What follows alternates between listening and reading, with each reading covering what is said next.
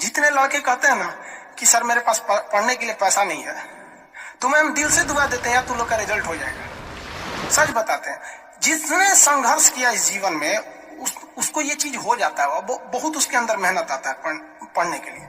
जिसके जीवन में संघर्ष नहीं है कभी आगे ही नहीं जा सकता है, कभी आगे नहीं जाएगा जो संघर्ष नहीं किया। आपको लगता है खान सर यहाँ आ गए, भाई आप कभी देखे होंगे ना, हम कुछ सारे गुरुद्वारा जो होता है ना, गुरुद्वारा उसमें जाके खाना खाए हम। सोचो गुरुद्वारा में जाके खाना खाए, वो भी नहीं था मेरे पास। गुरुद्वारा में वो लोग ना गरीब अमीर नहीं देखता है, हिंदू मुस्लिम नहीं देखता है, और वहां जाके वो लोग खाना खिला देते हैं।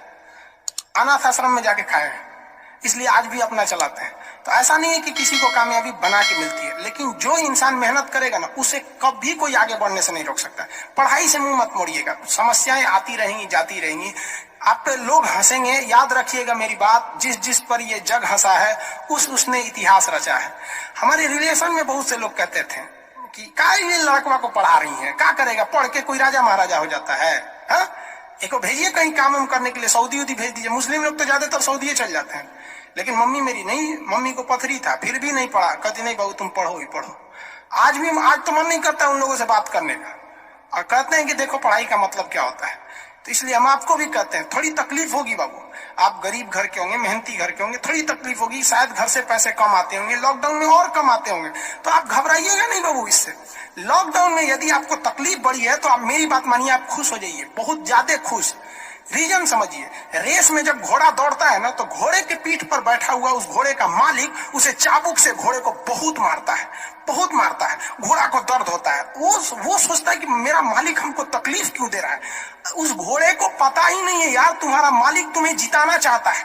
उस चाबुक के डर से वो घोड़ा दौड़ता है और लास्ट में वही घोड़ा जीत जाता है।